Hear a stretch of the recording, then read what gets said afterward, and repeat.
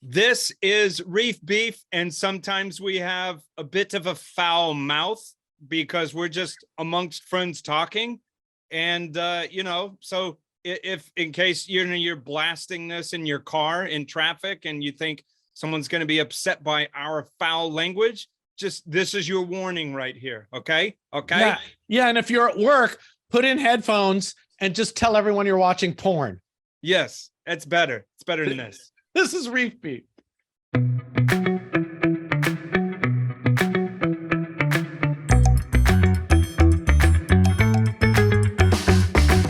People of the world, my name is Rich. And my name is Ben. And this is Reef Beef. Today, we'll be talking a little bit about the coral spawning mess that's happening here and we'll around the world, actually. And we'll be talking to Russell Kelley about his coral ID workshops and the books that he has that Ben and I think, are both going to sign up for. So this episode, so check it out because it's good stuff. This episode's sponsored by saltwateraquarium.com, Champion Lighting, and powered by PolypLab. Hello, people of the reefing world. It's Reef Beef. We have a special guest, Russell Kelley. Hi, Russell. How are you? Hey there. I am well. Fantastic. We are going to do this backwards in a weird way because now we're going to do the stuff without Russell, and Russell's going to chime in. But we're going to interview Russell in depth in this episode. That's essentially this episode is about Russell. What's going on in the Ben world? The Ben aquarium world. Here in a couple of days, I am finally gonna start redoing the aquascaping and mounting the lights on that the 4 foot tall 500 gallon that I took over. I went with 4 Refi Uno Pros version 2 and hanging that above from the joists above, and redoing the aquascaping because that was the tank where the aquascaping only comes up halfway. Yeah. So using the C-Tac from Champion, that glue to help me with the aquascaping. So that's the biggest thing I'm looking forward to right now. Just cleaning tanks and doing my job. Cool, man. I got a couple things going on. I got into the display the other day because I've been ignoring it since the full moon of last month. And I moved some stuff around and I think I like it better. So it was nice to get in there. It was nice to clean the glass for the first time in a month and go, oh yeah, this does look okay. The other exciting thing on the Gym Telegram front is I ran a circuit for the battery backup that I'm going to install. And we ran that circuit, and of course, nothing's ever easy. Somehow we ended up blowing all the LED lights in the kitchen. And the entryway. So it was like 14 LED drivers fried. But your house is also like 1,000 years old. 1917. But we thought we were being smart and we didn't shut the power off to everything else. Because it was really easy what we were doing, but we did jiggle the negative bus, and we think that set up a short, and these drivers just all went nah. Ugh. So we had to replace 14 lights yesterday. Wow. But stuff happens. At least they're inexpensive. But the circuits all run. So we're getting all steps closer to having the battery backup in place. So this will be the mid coral spawn review. This was going to be the big coral spawn show, but it's not because there's a split spawn this year. So I was all thrilled to have a spawn in November and be able to plan my December and go to see family in Mexico at the end of this month. But the spawn last month, only 4 of my 10 colonies went. And Rebecca over at the Academy, I think she had 2 out of her 10 colonies go. And I know Jamie had a few. And I know it's going off again now at the Great Barrier Reef. So in a few days, I should have a spawn here. I'm supposed to get on a plane on the 28th. And my spawn is later than the normal spawn, Russell. Normally, your spawn's going off right now, right? Off the coast? Well, it'll be whenever the full moon was. the acros are 3, 4, 5, 6 nights after the full moon. So it's tonight. So different species, different nights. Yeah, it was on the 8th was the full moon. So tonight or tomorrow it's going to happen, or at least it'll start. I ended up in the programming, I made the full moon on the 5th instead of on the 8th to try to buy myself a few more days. So possibly I could get on the plane I'm supposed to get on. Are you trying to cheat nature? I am trying to cheat nature. I am bending it to my industrialized will. You are God. Yeah, but nature will find a way. Yeah. So the whole thing could fall apart too. There could be nothing this month. They're just spewing out as you're gone. Yeah. So I had 3 days of spawning. I had a lot of good fertilization. I had a lot of what are those things called that swim? See, this is Planula. Planula. Yeah. I didn't have a great settlement, and because I'm settling it a different way, I'm using fresh tiles instead of seasoned tiles. If you season the tiles, then you have to garden. You have to garden those tiles constantly to stop algae from growing over. And that gets hard and old and boring after 3 or 4 weeks.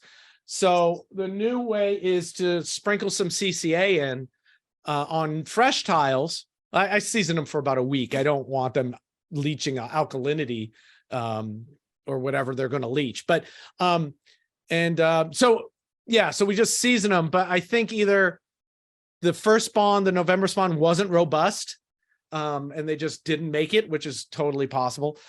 Or I didn't put enough CCA. But I've got about 50, 100 settlers. I'm seeing some attrition, but it's not too bad. I feel pretty good about the whole thing. I'm trying to do some experiments or some visualization of what they're eating at this size, or if they're eating. Baby brine is way too big. Way too big. Is it true that Cora planula that they look for coralline algae to settle on? That is the prevailing idea, that they find something in the coralline algae attractive, and that induces them to settle. It might be that the coralline has just some element in it that smells sexy to them and makes them drop their planula panties, or they actually want to settle on it. I don't think that the jury is in on that yet. So we'll see. We'll see what happens. So I'm scrambling because I was set for the one spawn with Spacewise here, and I set everything up to do that. Now I've got to scramble and make another tray. I like to settle everything in a tray, and then I can power feed in that tray for the next couple of months before I move them out. But I'm going to have to figure out something. Oh, I did take some video of them eating, some time-lapse stuff, and I got to recreate it before I can start crowing about what I saw. But it does look like they're pulling tiny particles in and out. They kind of play with their food for a little while. It looked like. But I've got to go through and crush up a whole lot of food and try it again. Is that, I'm just asking the question, Russell, Richard, either of y'all, but is that how how do they first ingest zooxanthellae? Is it like accidental, sort of like that, by playing with their food? It's a mixture of things. So there are a whole bunch of corals that are broadcasters, and so they're hermaphrodites. They have male and female gonads, and they mature the eggs and sperm in packets, and they roll it up in a little ball, and they push that out, and that's broadcast coral spawning as we kind of tend to think of it. But among the corals, some of them are also separate sexes. So I think Porides and Goniopora and what used to be called fungia, so things like the old mushroom corals. So a bunch of those species are separate sexes, so they're male and female. And then things like Polypora are brooders, and so yes, they do spawn. They do release eggs and sperm at just after dawn on probably about now, because they spawned in in French Polynesia yesterday. Yeah. I just saw it on Twitter. Cool. But they also self-fertilize or take sperm in and then brood little corals inside their polyp, and then they release fully formed little planular larvae or little actual, ready to settle polyps, and they come preloaded with the zooxanthellae or the symbionts of the parent. So the answer is always sort of which sort of coral are you talking about? Some of them are infected from the wild. Even some of the broadcast corals do sometimes, especially with the brooders, they come, self-loaded.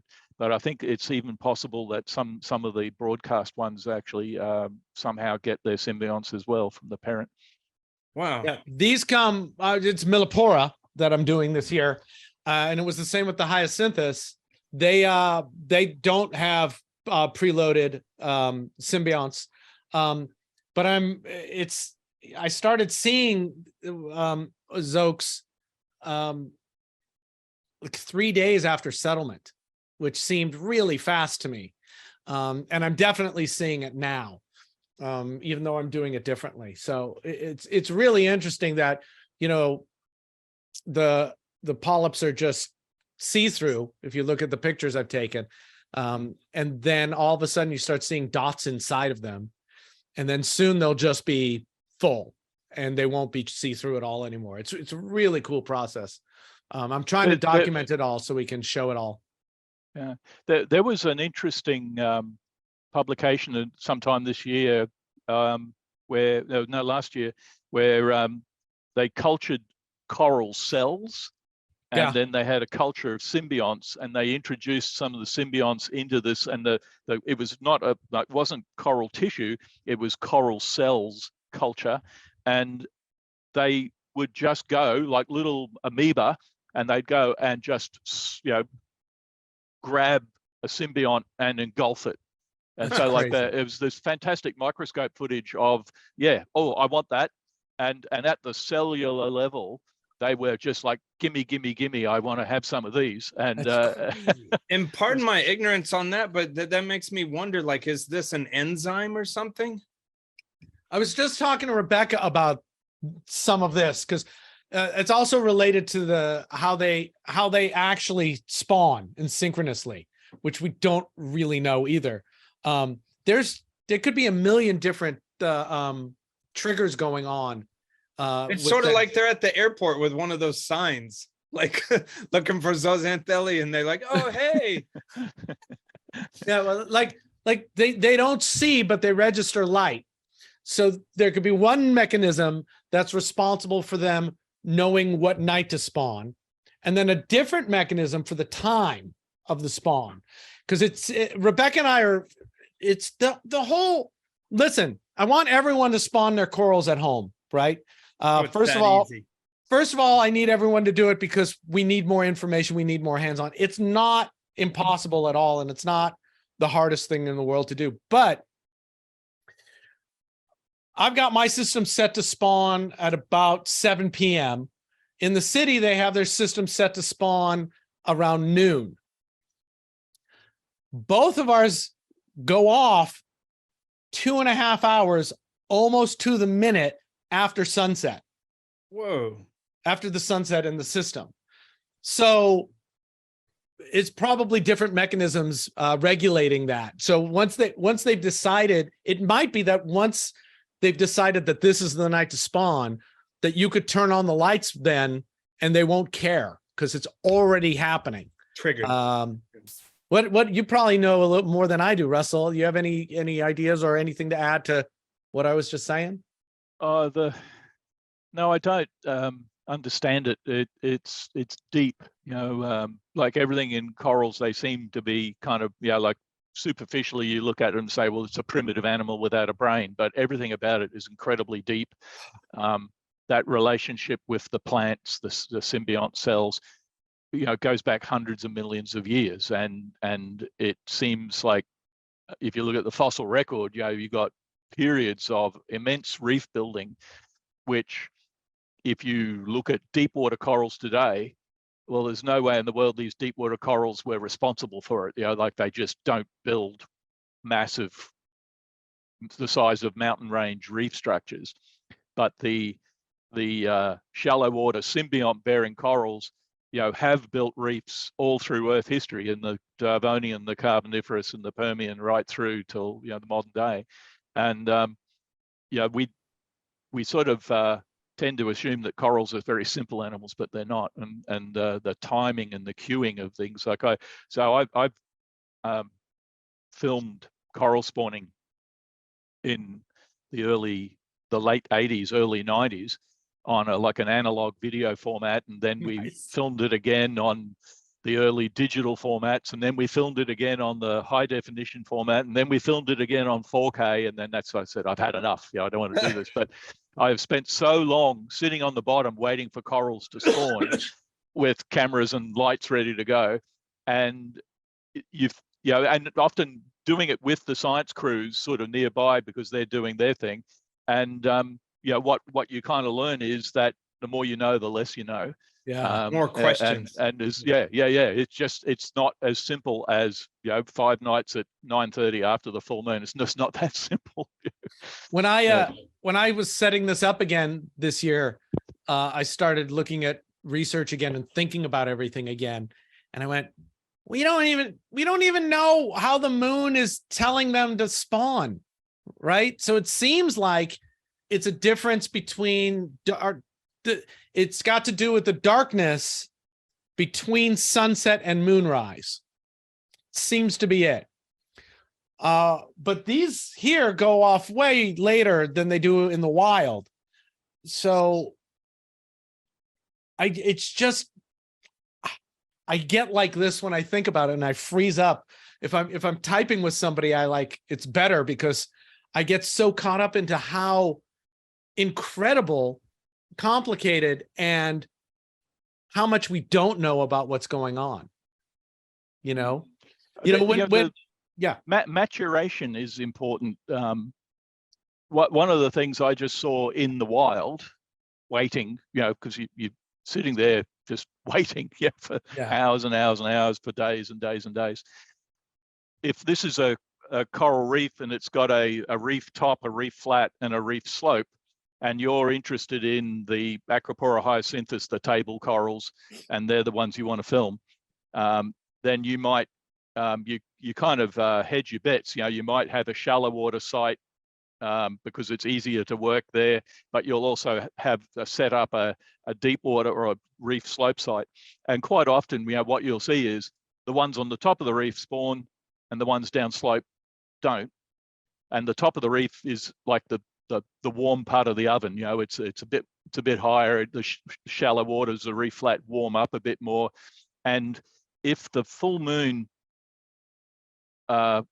falls too early in the month and the oven hasn't cooked the eggs to the point where they're ready, then the lunar Q will come and the biology is going to say, not ready, next moon. Or you might get a split spawning where the top of the reef is kind of ready, but the reef slope, which is a bit cooler because it has currents running along it and doesn't warm up as much, that'll go the next moon.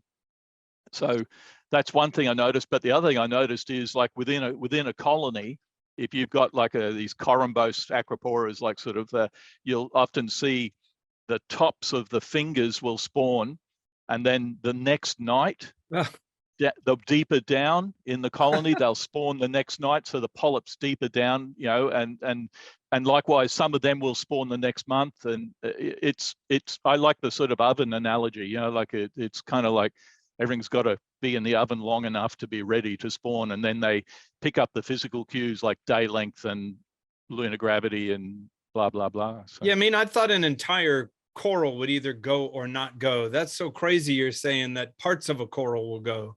Yeah. That's very real. Like you'll, particularly in the acros, the uppermost parts of the colony will often spawn, and then the interstices, deeper down, will go either the following night or the next month. You So, can see that really well in Palmata in the Atlantic, because you've got these huge colonies, you know. And I remember the first time I saw it, and it was like, you know, you're looking for setting with a flashlight, and you can see it from really far away. And only, you know, the forearm, I'm holding my arms up like I'm a big tree, but like only one side of one branch for a foot will go off, and the rest of the colony won't. And you're But like, then again, and you're doesn't like, that what sound the- like a what doesn't the that sound like a hell? good strategy to sort of pulse out some of your genetic material totally chaotically? well, if you're trying to get your genetic material to mix with as much other genetic material as possible, maybe, maybe not. But you know, the split spawn might give you a better chance, but it doesn't always split spawn. It's the separation of species in time. So like, okay, we're all agreed on the Q. The Q is going to be the moon and gravity and day length or whatever, and our time is 8:35.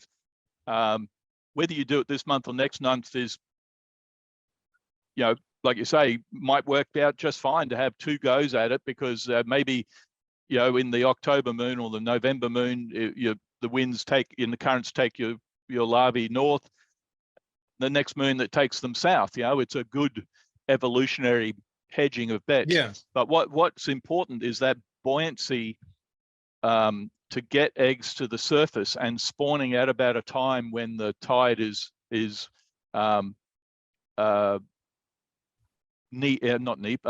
slack, and you're turning a three-dimensional problem into a two-dimensional problem, but everything floats to the surface, and now it's two-dimensional, and everything unravels, and that soup, you know, for fertilization, if all of your cohorts are all hitting the surface at about the same time, and you go from this three-dimensional massive volume to a two-dimensional thing, I think that's part of the success quotient, you know, to try and get, you know, something to actually find someone else of your same species. But how a lot of stuff works in the marine world, I just do not understand. You know, like Crazy. so many things are just utterly rare that I the also- likelihood. I was gonna ask real quick, is there any laws when these things are happening? Like people shouldn't go in the water or anything like that? Oh, if you don't want your wetsuit to smell, you know, it gets in your hair. Especially if you're filming with lights, you attract all the zooplankton. But on some big nights, those big acropora nights, the table corals in particular, you get at the same time you get the reproductive segments of polychaete worms, and they're like swimming spaghetti. So the worm lives inside the reef, and it severs the last, you know, that much of its body, which contains all the gonads, and that is phototactic. It heads towards the light. So normally it would just go to the surface, fall apart. Same what we're saying, self-fertilization. But if you've got movie lights on, then they all just gather around you, and you have these incredible swirling spaghetti moments, and it gets so dense that you actually have to take the cameras away sometime and point them over here and attract it all over there, and then come back to your coral when it's about to spawn. So sometimes you actually, you know, have a real problem with these other things that are floating around at the same time. You're like, wait, I'm sorry, not here. And they go in your and you do get it in your hair, right? So you end up with kind of worm sperm in your hair. Yeah. Yeah. And they swim in your ears. I was filming a cuddle one night, and maybe I'll find the footage, and I got whited out. There was so much plankton that came onto me with the lights. You couldn't see a thing. Wow. Yeah. And they're bouncing off of you, and if you let yourself, you start going, get off of me, bugs. Yeah. Hey, yay. Richard, saltwateraquarium.com is our buddies forever. Together forever. Even before we had this podcast, we like saltwateraquarium.com. Yeah. We like them because they're very large but very small at the same time. So it's like kind of a perfect size to get all the crap you want to get.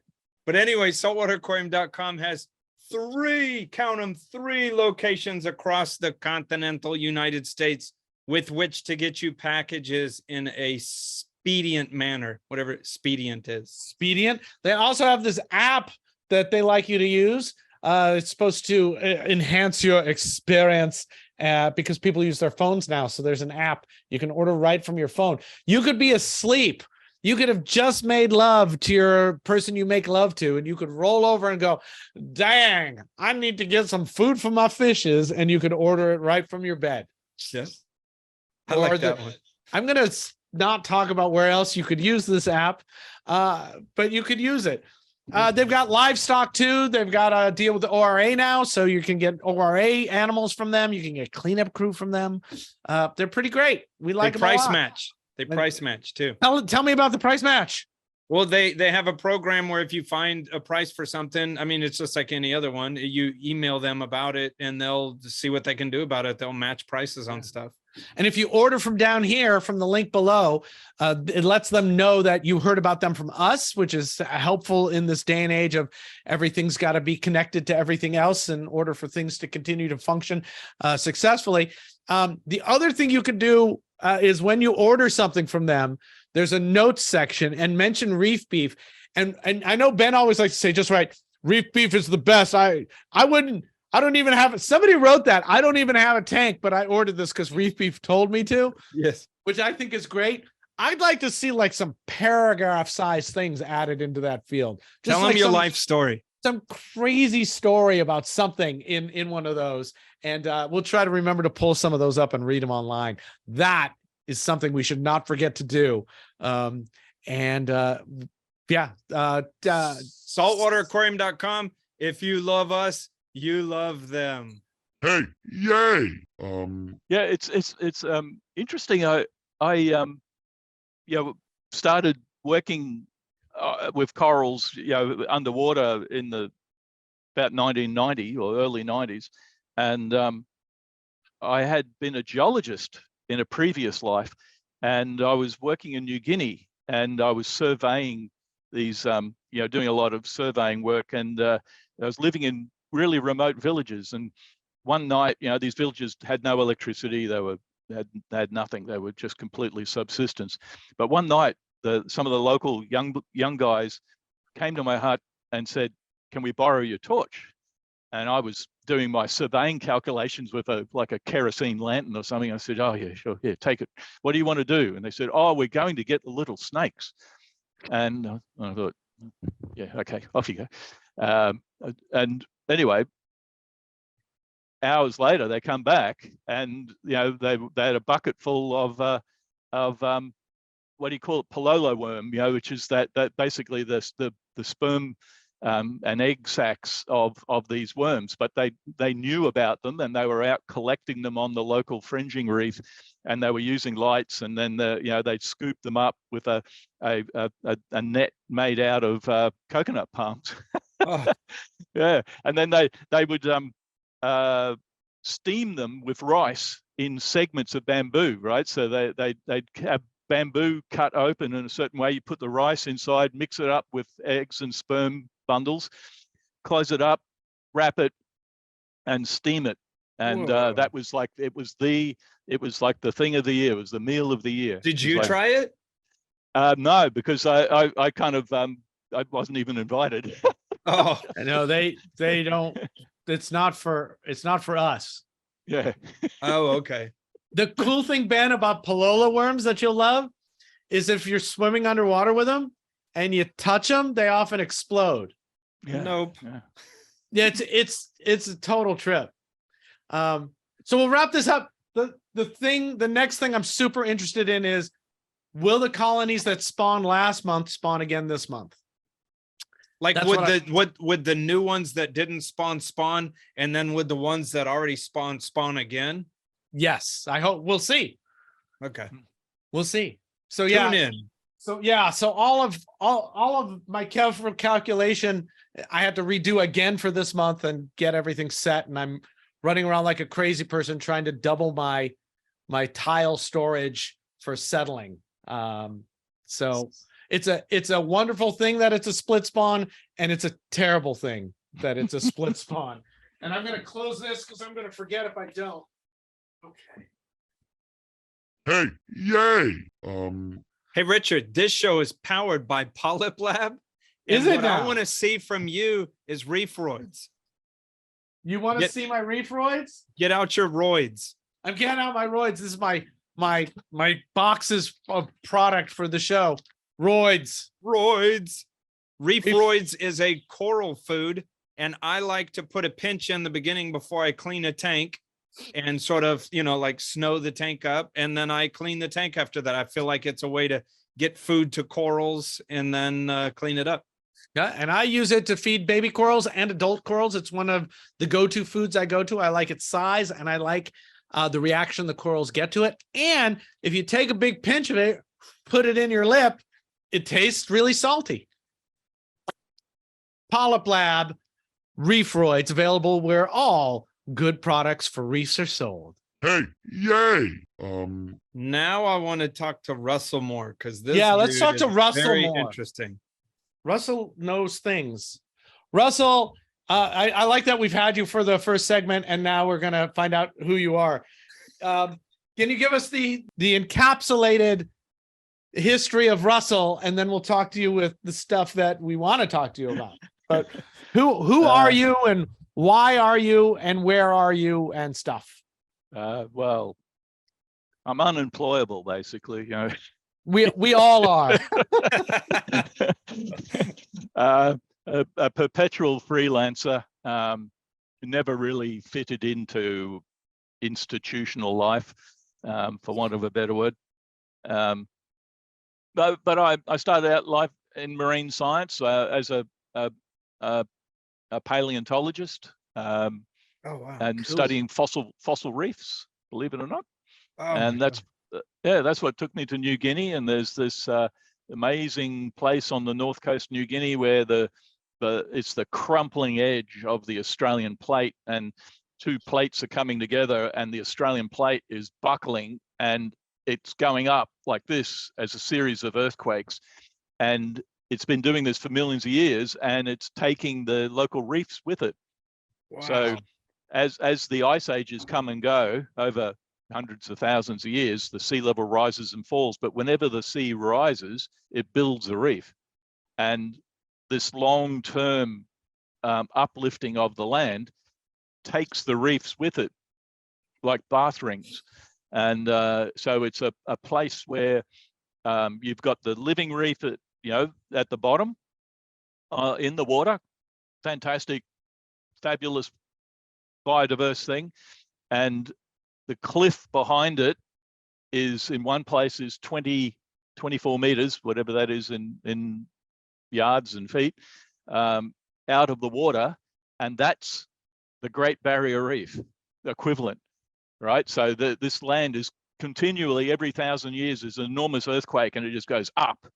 And it just keeps doing that over time. And if you keep doing it, whatever, reef has been built gets put up on the hill. But Russell, that's what I was thinking. Is funny because sometimes the study of an ancient reef, like someone that wouldn't know anything about what you're talking about, you're actually climbing up a mountain to go look at it. Yeah, and they get older as you go up. Yeah. So you can look at reef. You can look at reef history, and but also the land is weathering valleys through it. So you like other people, people who are geomorphologists, I suppose you call them. They love this place because every coral, is either datable using carbon dating or uranium dating. And so every valley that cuts through this landscape is cutting through things that you can put numbers on. So if you could imagine, you say, how old is that valley? Well, you just go and date all the things it cuts through, and you can say, yeah, that valley is X thousand years old. Yeah. It's like a giant clockwork geological laboratory, but also for ecology, because these creeks and rivers cut through the reefs, and then you can actually walk up and look inside the reef and see which coral grew after which coral. Oh, wow. For thousands of years. Yeah. And then you see amazing things like volcanoes going off, and just the whole reef at some point has like a 10-centimeter thick layer of volcanic ash, and then that starts again. Yeah.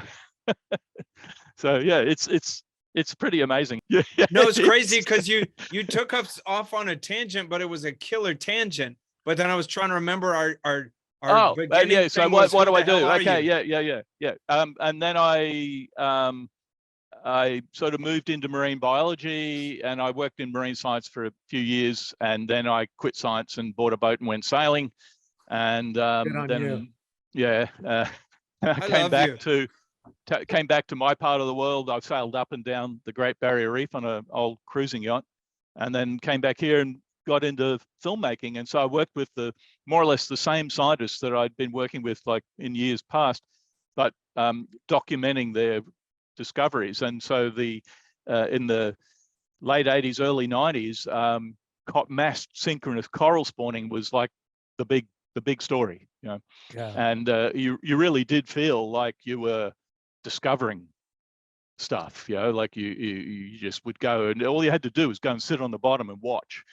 And Well, I'll tell you, the first spawn I ever saw was in 2011, I guess, in Philippines. And there was no real reports about when it was supposed to go. So it wasn't even on our radar. Yeah. And the three of us were on a night dive and we're swimming around, and I start going, what is all this shit in the water? What is going on? And then I go, holy crap.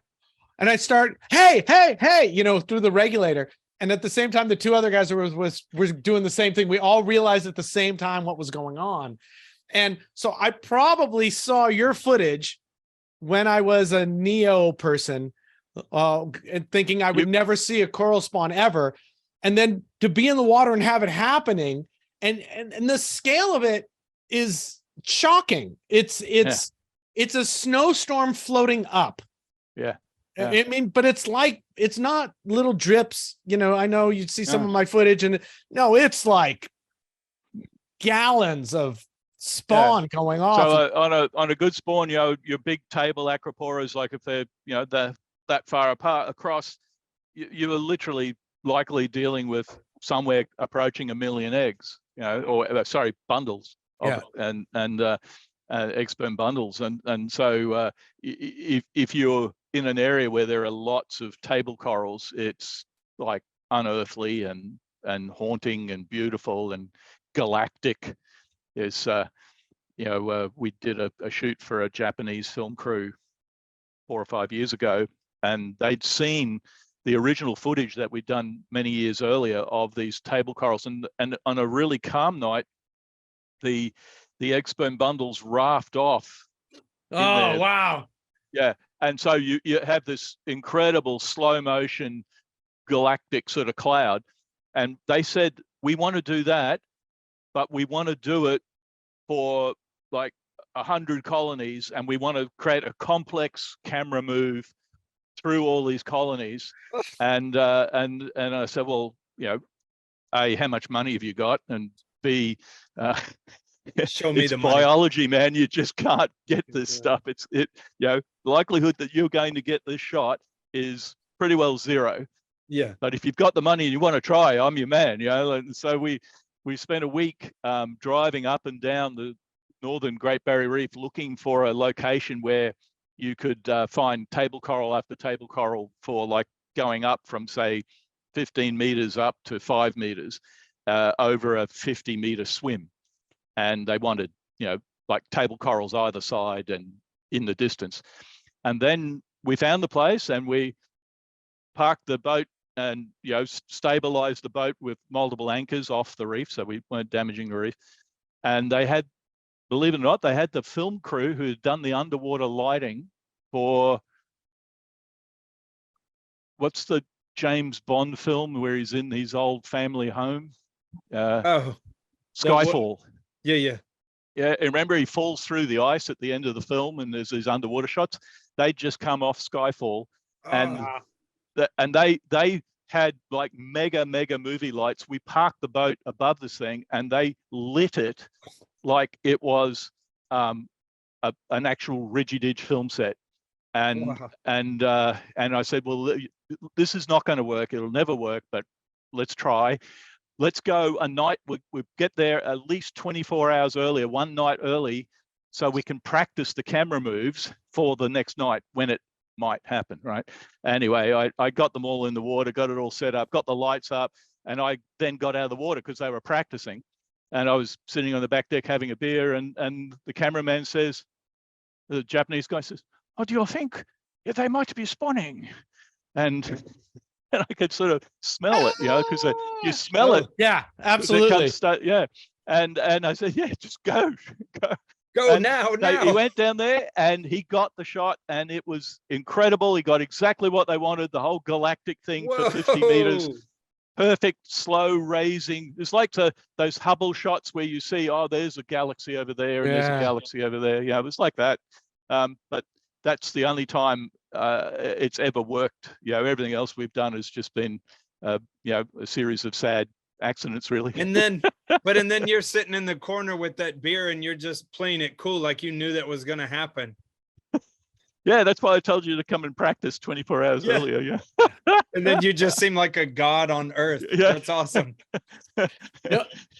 It strikes me, Ben, that we should have grown up in Australia. Absolutely. Because I'm sure there's some sort of cold lake that you could go and practice in. Yeah. Some like old coal with mining trout. Or flooded. Where you can feed hot dogs to largemouth bass. Lampreys. Yeah. Life cycles of the lamprey. That's a good one. Yeah. Well, there's this place in Minnesota where you can see the uplift of the levels of the lampreys have been lifted up, and you can go up and see how old the lampreys were and when they're frozen. They're frozen. Literally. If you thaw them out, they come back to life and attack you. You dig them out of the permafrost and take them to market. Yeah. Hey, yay. Hey, Ben. Hey, Richard. Our new sponsor, Champion Lighting, has got some cool stuff. I'm liking this Invigorate stuff. This is the tiniest size they make, and I've got some tiny things I'm trying to feed, so I like this a lot. And this is by Captivate Aquaculture, and the only place you're going to get this stuff online is at Champion Lighting. And they make all kinds of supplements, all kinds of additives for your reef, not just some foods, all kinds of stuff. Ben and I usually don't reef like that, so we don't really know much about what's going on with that stuff. But we do know that these products that I've used so far are top notch. I like them a lot. And then the other thing I'll just mention is CTAC. I still haven't used this yet, but Ben, you've used it. Talk for that for a few seconds, and then we'll get out of this commercial. It is crazy stuff. You put it on dry. You can do it wet too, but there's a certain technique you have to do. But man, when it dries, it is very, very hard. I was even messing around. I put some on a bulkhead and put some rain gutter guard on there and squished it. And when it dried, it was insane. So I don't think it's actually commercially available yet. It's out to a bunch of people to try and to play with and see what's going on and see about this applicator, which I'm not supposed to tell anybody about. And thank you. Go check them out. Champion Lighting Supply. Check out the link below. Hey, yay. Russell, I feel like we probably need to have you on again, because I would love to just listen to you talk about just random marine biologist stuff. That was a killer story that you just told. But I feel like if we don't talk about your manuals, that we're not going to do you justice. Oh, okay. Yep. Corals became something I was interested in. And Charlie Veron lives on the other side of the mountain where I am. And I'd known him for decades. And he had published the year 2000, he published Corals of the World, which is, as you know, is this 3-volume, 9-kilogram thing that you need a trolley to carry around. Yeah. And it was an astonishing achievement, epic thing. But for the user, it was a very difficult thing to grapple with, because which volume do I open? Corals basically do not arrange themselves from A to Z in your aquarium or in the natural world. So I really struggled with Corals of the World, and I just felt like I'm not learning much, or I'm not learning as much as I want to. And I'm wasting a lot of time just wondering which volume I should be opening to go and have a look. And everything was like a 2-hour flick, Yeah. you know, and so it was very slow learning process. And the Coral Finder, which is what you're referring to. I've got This one. thing. Yeah. I've got one from 2009. Oh, wow, the waterproof one. The waterproof Yeah. one. Look at that. Oh, it was Oh. used. Sweet. So go on. Well But done. so Yeah, yeah. that's a collector's item now. So yeah, the Coral Finder is my attempt to initially to help myself. It's a reverse engineering of the problem. So it lets you search by shape or texture or lifestyle. So like even a coral's lifestyle, is it solitary or does it have really big polyps out during the day? These are clues that can be a shortcut into what coral is this, or what kind of coral, or even if the you don't get to exactly down to species level, it's going to give you the top 1, 2, or 3 things it could be, and from there, the application of energy and interest means you learn. Whereas with the original thing, I spent a lot of time throwing energy and interest at it and not learning. Yes. So the Coral Finder is a reverse engineering of the corals of the world. And the initial first 3 editions, you might remember, if you have a look at yours, when you get to a page, a lookalike page, you'll see that there'll be a reference. It says coral, the genus name, and then it'll have Corals of the World, Volume 3, page 212.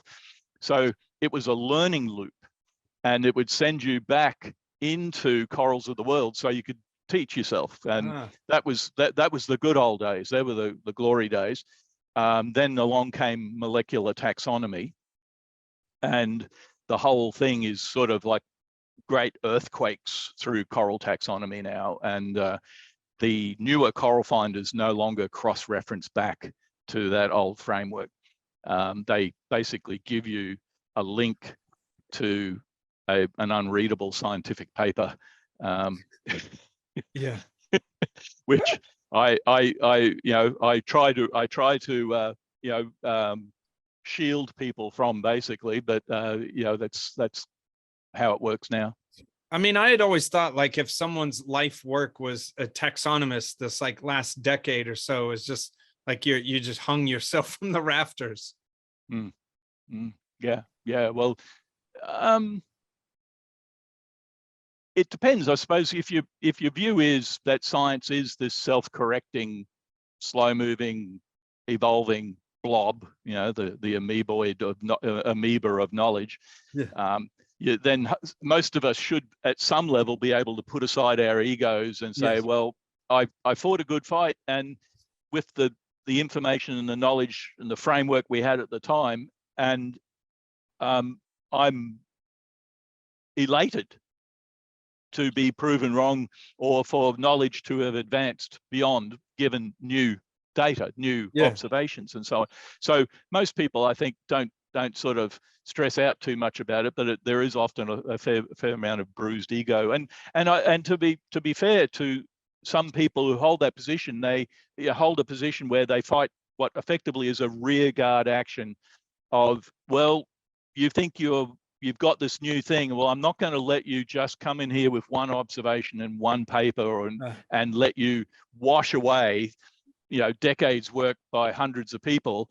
You're going to have to prove this beyond all doubt. So I'm going to fight this rearguard action. And that I quite respect that, because like Charlie Veron, for example, his knowledge of the literature, his knowledge of all the type specimens and all that sort of stuff is so deep and profound that if you look at his website, you'll see he'll have criticisms of the new molecular classifications. And it's up to the gene jockeys, the molecule people, to respond and address some of these criticisms, because it's not just all about black box science and the new view. They've got to actually bring it along in its totality, and that all the lines of evidence need to line up before they can sort of say, you know, it's all done and dusted. And believe me, the whole coral taxonomy thing's got decades to go. Yeah. If that, I mean, you know, you get the same coral at different depths and it's so plastic, it looks like a completely different coral. Right. So I guess when the gene thing becomes the size of this pen and you can go to a coral and you press it on and then it compares right there, then we might have a good way to go, but that's a long way off, I think. I love that. But I thought that, you know, I wouldn't live to see climate change, but then yeah, it looks like I am. But I'd much rather live. I'm going to live to see the electrification of society. You know, like that is going to happen in our lifetimes. So I do like this idea of a barcode scanning coral ID system. It's just that what's going to happen is the old museum view is going to be, how do you marry that? You know, because they're all tied to these type specimens and names that go back hundreds of years. And to be honest, it might, you know, be just easier to start again and just say, we'll call this one Acropora 1, Acropora 2, Acropora 3. Yeah. And this kind of, you know, wonderful, easy to use, cheap, stick it in your pocket, take it underwater, barcode scanner reliably gives you that information. Well, then I'd be happy to let go of the past. If someone could actually make it easy for me to ID acros. Like uncurated, I guess. Yeah, I kind of just gave up trying to ID stuff beyond, you know, broad strokes, because the taxonomy is moving so quickly. And I don't want my full-time life to be trying to keep up with the changes anymore. And in the aquarium world, it's terrible because everyone renames everything to some kind of common name anyway, which was something I thought we could avoid. But we can't. It's just human nature to call it, you know, Billy's blue coral. Instead of a perfectly good name. I mean, kids memorize all the binomials for dinosaurs without even trying, you know, that we have to call it cauliflower coral instead of Polypora damicornis is insane to me, but that's the way people are, right? Yeah. And it's not made easier by the fact that a lot of the taxonomy is just wrong, you know, like, so you, like I was speaking to one of the molecule people just a week or two ago, and she said, oh yeah, we're just working our way through the Agaricids, which is the Pavonas and the Leptoceras group. Yeah. And she said, oh yeah, Pavona varians, that's going to be 3 or 4 species when we finish it, you know, and like for years, if you look at Charlie Veron's account of Pavona varians, you know, it's like all this weirdness, you know, like it can look like all these weird, crinkly, crumply things. And he might even sort of say, probably a species complex in brackets at the end, you know, like we've always been aware of this, but as humans, we lack the tools with just eyeballing it, or even collecting the skeleton and examining the skeleton. We just don't have the tools to separate some of the stuff out. And what is becoming apparent is that there's a lot of co-evolved relationships in the natural world. Things have evolved to kind of look like each other. And if the only way you can separate them is by killing the animal, it's taking it back and doing a PhD on it in a molecule lab, then why don't we just call it Pavona varians and acknowledge it's a species complex? Right. You know, and that, you know, you could probably go Pavona varians A, B, and C to kind of, you know, indicate, so yeah, these crinkly ones are probably all A, and these lumpy crinkly ones are all B, and so on. You know, so until the science offers us a practical tool, then I'm all for people coming up with their own systems.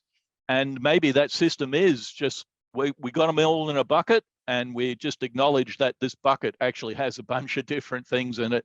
And if you really, really, really need to know, then the science can work it out, but it's going to cost you money and it's going to be slow and it's boring. And but say from a conservation or a resource management point of view, you manage the bucket.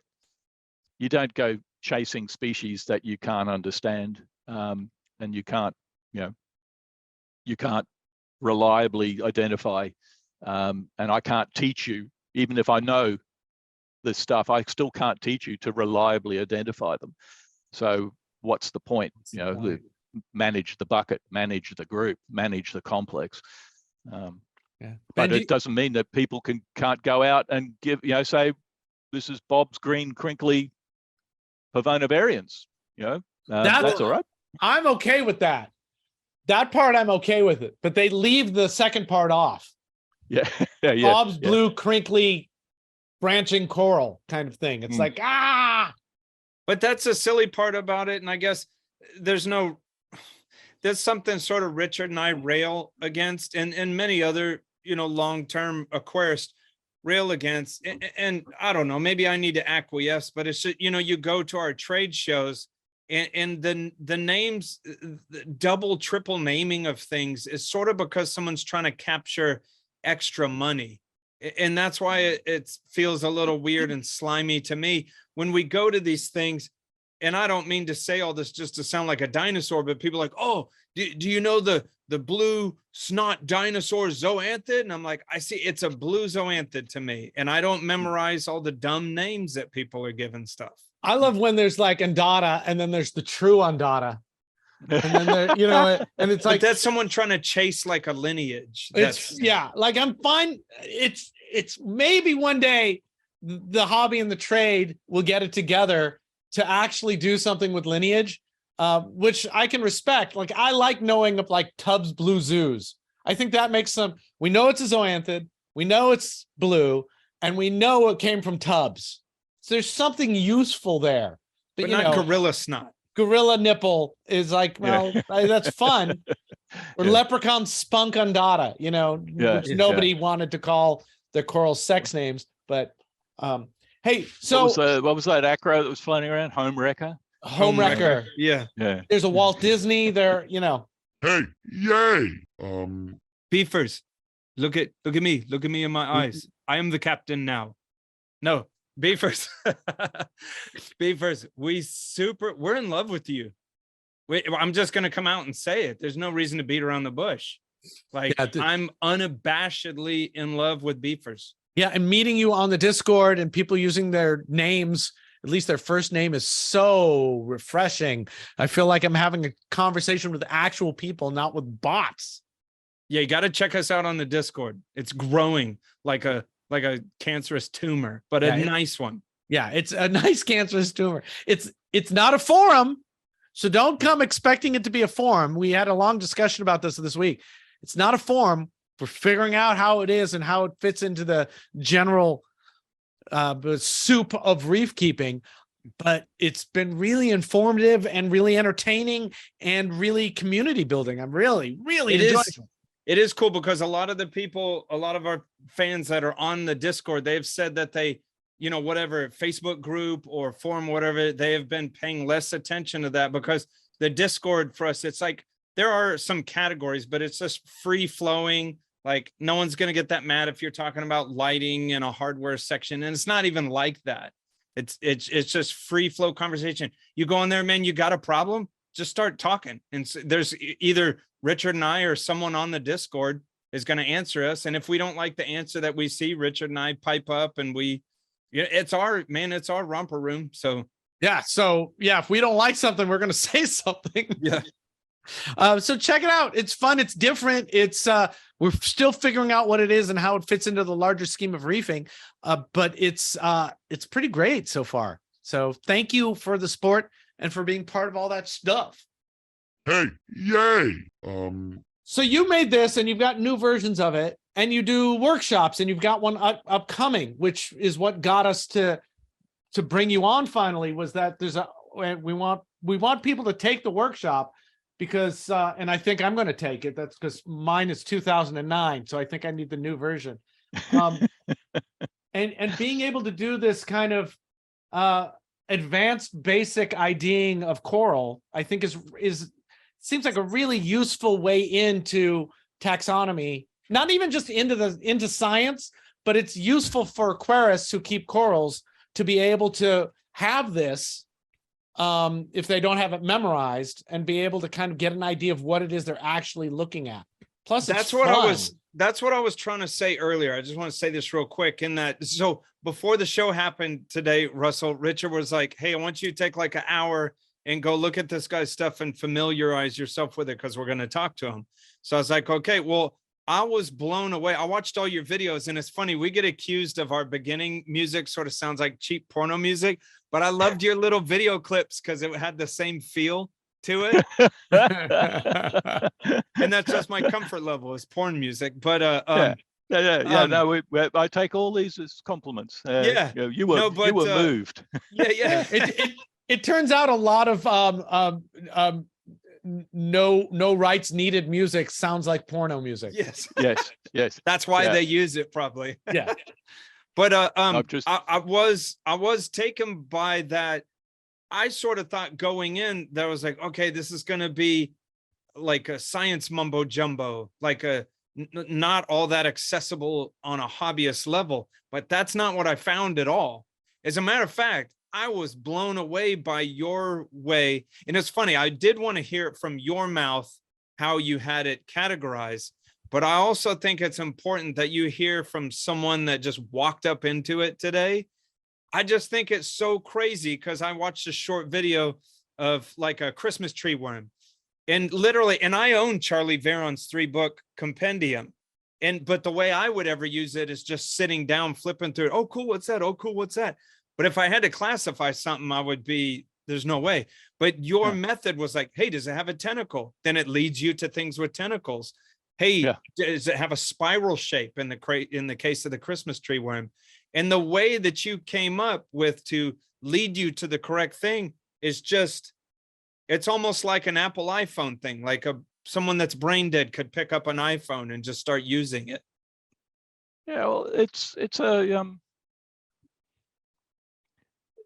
for me, I am a communicator at heart, and I love, the poetry for me is in plain language explanation of things that create a learning pathway that the interested person can pursue. And the Coral Finder, for example, and you were mentioning the Reef Finder there, the one that has like a tentacle index, and it has a holes index. You can search by holes, on of all the reef creatures. You can even search by sediment. These are just simple handles that you've got this great big visual supercomputer sitting on top of the head, and we continually put up barriers to it by interspersing text. And it's the worst kind of text. It's jargon text. It's technical text.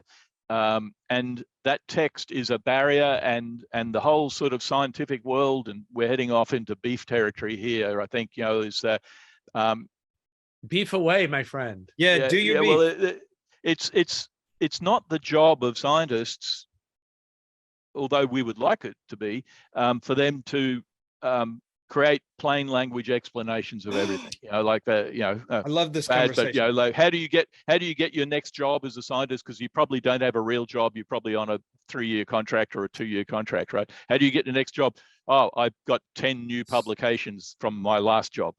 And that's how you apply for that. You don't get any kudos at all for creating a beautiful plain language video or an explanation of something. It's not how you get your job. But communication and plain language communication and creating a learning pathway that has no barriers in it. And by barriers, I mean not just great big ugly technical terms, but assumed knowledge. So, when we did our very first ever Coral Finder training workshop, we went out to Fiji to test it. And I got a little grant to, that paid us to bring a whole bunch of people in from different parts of Fiji who would be interested in resource management, and they came to our Coral Finder workshop, and we were very pleased with ourselves. We've just created this fantastic new tool, and we tested it on students here where I live, and we kind of knew it worked. Anyway, the first thing I did that was like really stupid was we wanted to have a before and after test, and I said, here's a slideshow on a computer. Just click through the slideshow, write down the names of any corals you recognize. That's your before, and then at the end of the workshop we'll do it again, and we'll give you another series of pictures, and that's going to be your after. We'll show you how much you've improved. Now, there's a whole bunch of people who, firstly, had never used a computer, didn't know how to use a mouse, right? Just like that was an assumption, there's assumed knowledge. And they don't grow up watching David Attenborough or National Geographic documentaries, right? So they, like at the end of this workshop, the guy who got the best results was a 60-year-old guy who'd worked on a coral farm, clam farm all his life. And he came up to me at the end of the workshop and he said, and he got 0 for prior knowledge and 15 out of 15 for end of workshop. And he came up and he said, Russell, I want to thank you for showing me that corals are not rocks. And you just cannot know what is assumed knowledge for the interested person. And so removing barriers, making sure that everything is reduced to the simplest equation, so that people don't go, I tried and it didn't work. And I think if you look at that Coral Finder, it's just the inside page, like the whole of coral taxonomy is reduced that diagram with 10 terms. And those 10 terms are, one of them is mouth. Yeah. So I've reduced, 1,000 horrible technical terms to mouth, gut, tentacles, septa, costae, and septocostae. That's it. Like if you can wrap your head around these concepts, then all of the other stuff just doesn't matter. You follow the visual system, you engage the visual supercomputer, which can do all sorts of incredible discernment. But the thing that gets in the road, the thing that is the enemy of the Coral Finder is text. Yeah. I think thinking about science communication and science in general, I've always felt like it's a bad idea to force scientists to be science communicators. It's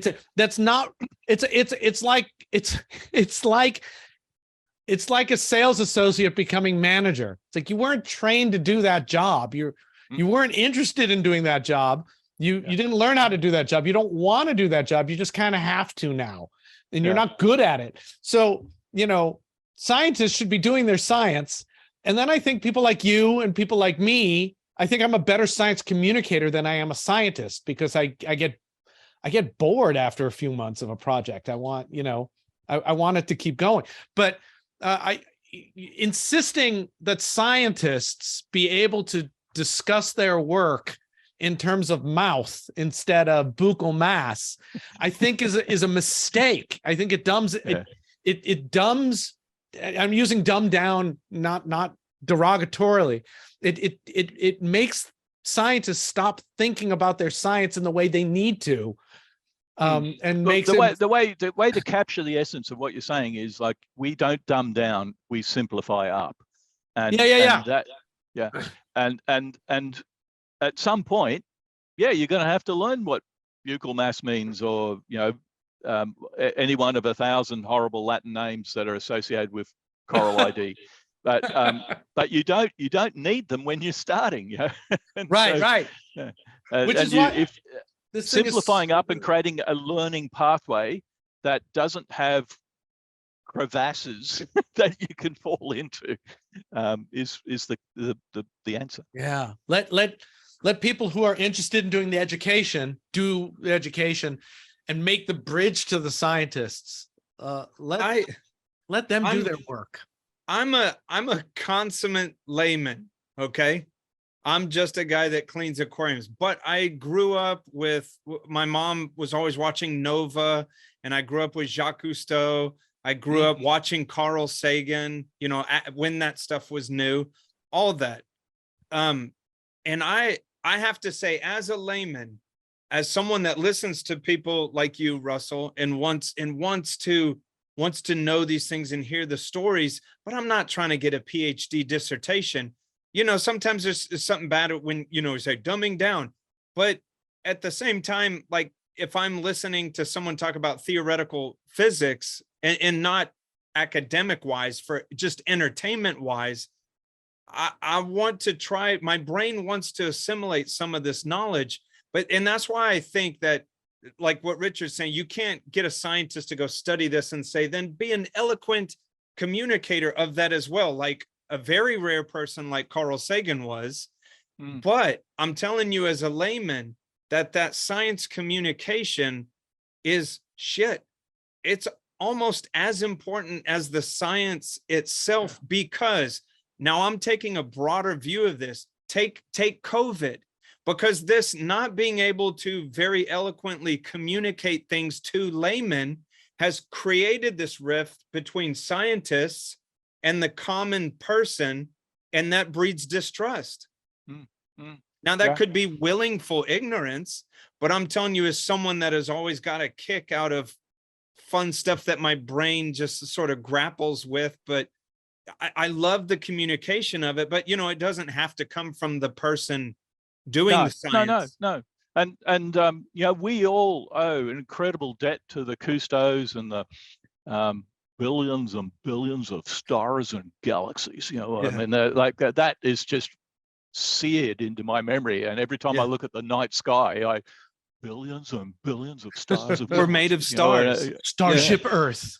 And you know, like the people who paint those vistas and let you into them and don't treat you like a fool, but welcome you into that space. They spawn the generations that follow of science, you know, of people who want to be scientists, or people who want to be communicators, or the people who want to love nature and make good decisions and are, you know, constructive citizens, you know, because they take nature into account. And I think that sort of communication and understanding of the natural world is just so important to bringing us all along to a better future. And I just have enormous respect for all of those people who fill those roles. Bringing us all along to a better future. And that's my point, in that science of all types trudges this way and does its science thing. And just the common person on the planet, which, you know, science is trying to create a better place for us all, you know, but people like, I don't understand that scientist is evil and they're telling us this, they want us to get shots for COVID. I mean, that rift, if that's not being communicated, what they're doing back to the common person, is the problem. This is another thing I think that bothers me about our idea, or the zeitgeist idea, that scientists should all be science communicators, is that it skips the reason why we want them to be science communicators, because we don't do a good job of early science education. So, you know, that's a hard thing to fix, because that's a big problem.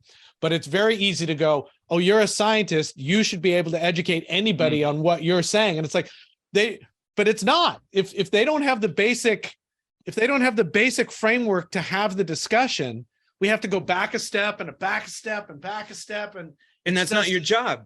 It's not their job, you know. But someone like me, you put me about cephalopods, you put me on, you know, Ceph Week for Science Friday. No, I can make that digestible. But, you know, but if I'm doing science on them, I'm not talking about its mouth or calling it the kissing octopus, or, you know, I'm using some actual terminology, because that allows us to move faster down the road. Everything can't do everything for everybody all the time. There's a reason we have specializations. So while I like the idea that scientists are trying to be better communicators, which is always a good thing, I don't want us as a society to miss the point that it's the education that's the problem. We can't just fix it at the end by insisting that everyone be Bill Nye the Science Guy. Mm. You know, how are you going to explain CRISPR technology? You know, you have to smarten it up. Is that what you said before? Or Simplify it up. simplify it up. Yeah. Very quickly, there's no more simplifying it up for a lot of things, you know? Yeah, not without building foundations, in which case you might as well go and do a degree or something like Yeah. that. I mean, You know, imagine.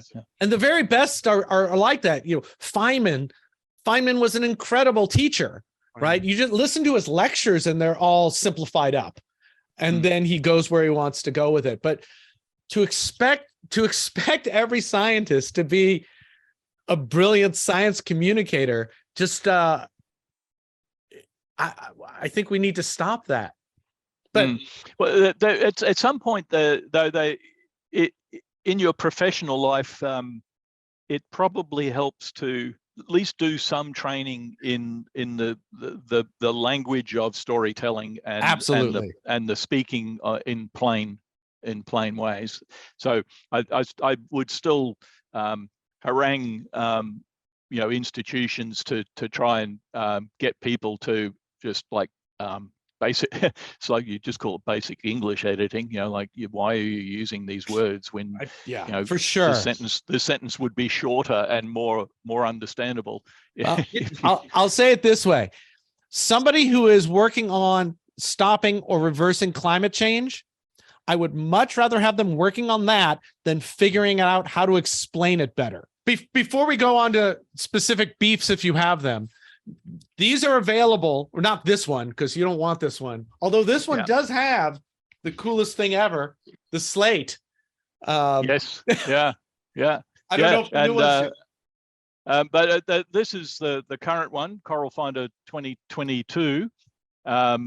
It's up to date with the molecular taxonomy as of you know, the middle of the year or March this year, and it's improved in various ways. But if you are interested in reading the literature, what you'll find is you know, all of the papers that that describe the scientific name changes are there, and they're referenced in the body text, so you can sort of go, oh yeah, well, if that's something you want to chase up.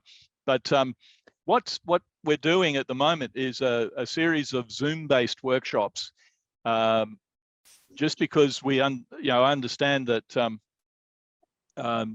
it's just not convenient for people to travel, and I can understand also a lot of people don't want to travel. You know, their lives are busy enough, but they don't need to endure delayed you know, travel to Australia or somewhere, or even me sort of coming to the US at the moment seems a bit daunting still, until COVID settles down a bit more. So we're doing the training as a series of workshops, 4-by-4 hour sessions, and I've spent a lot of time adapting my I call it meat space workshop, the one that in the physical world. I've adapted the training resources, and we ran a couple about a year ago, and I was terrified. I thought, oh, this is going to be a terrible experience. You know, you won't be able to hold specimens, you won't be able to sort of, you know, look me in the eye and say, you know, ask the questions you really want to ask. But the truth of the matter was, a lot of people were watching it on the big screen. Some people even put it up on their TV, invited their friends around, and they, you know, and they said that the images, which, you know, I strive to get really high quality images in my tutorials and presentations and stuff. They said these images look better on, and I can get closer to them on the big screen than I can if I was actually physically in the room with you and you were projecting them, you know, in a room and there was windows open. You know, like it looks a lot nicer on my big screen. So we've actually gone from dreading the idea of Zoom-based Coral ID workshops to actually embracing them. And so this new series is going to have new, further and better resources and materials. Everyone gets a copy of the Coral Finder. You get a workshop manual, which actually has all of the technical stuff explained to you with pictures, and what the Coral Finder does is it takes you, you know, down the road to species ID. And this workshop gives you the skills to identify corals to genus, no matter what growth form. And it takes you up to the cusp of what you need to know to identify species. And at that point, I stop and say, all of these corals are great, and their species are good, and they're well known, and it's worth your time to pursue them. And here are the extra names you might need to know to do that beyond the Coral Finder. But there's some areas which are being reviewed and some areas that are in flux. And to be honest, it's just not going to be worth your while until the science is done, you know. And so I try and paint a kind of, for want of a better word, a mature picture of where to spend your energy, and just give people an appreciation of where things are going and how much change is still coming down the pipe. Right on. And when are the workshops going to be, in January or February, or when are you planning? And we'll put the links to the Coral Finder, and we'll put the links to the workshop, but we just want a general idea of when the workshops are going to be. And hopefully I'm available. I want to sign up freaking immediately. And we'll get other people too, because it's so useful. January 17 to 20 and January 24 to 27. So that's 4 hours over each day for 4 days. And one of those workshops is better for people in the Europe or Australian time zones, and another one is better for people in the US. So that's why we're running 2 separate ones like that. So the thing to do is go to byoguides.com and just check it out. Yeah. All right, great, Russell. There's much more I want to talk to you about, but we are out of time. So if it's okay, we'll have you back on and we'll talk more, because please, fun talking to you. Yeah, it's good fun yarning. We should talk about reef keeping in Australia in the 70s. That'd be a good one for the next time around. God, yes. I don't even. Oh, we can't even do that now. It's like, it's before the Stone Age. You know, it's like no, like we'll have to have a couple guests in between, but absolutely we'll bring you back on, because I want to have a show about sort of like the past and what you remember of reef keeping then, and a bunch of great stories, and about the changing baselines of what you've seen diving since then. That's an important topic, actually, given that we're now in the world where we're, people are off busily trying to build super corals so that they can reseed reefs in a warming future. If we got to that point, it's telling you something's changed. So anyway, it's great. Thank you so much for having me on. Yeah, you're welcome, and thanks for being our guest, and we'll talk with you soon, and we'll see you at the workshop. Okay. All right. Thanks, Russell. Bye. So that was a great discussion with Russell, and I'm really looking forward to doing the workshops with him. I hope I have time. I hope you have time, Ben. I hope I have money for it. we could hold hands and do it together. It was great. And we want to thank our sponsors of this episode, saltwateraquarium.com, Champion Lighting Supply, and PolypLab. Thank you, everyone. And thank you, Beefers, for watching. And we'll talk to you soon. This episode of Reef, hosted by Rich Ross and Ben Johnson, produced by Rich Ross and Snowman, directed and edited by Snowman, and thanks to our Prime and Gold level beefers, Pedro, Corey, Scott C, Rich B, Ryan H, and Scott O. He just bailed. No shit, I could listen to that guy for hours. Yeah, he's great, right? Yeah, that would be cool. No, I'm going. How do we start this? Let's see.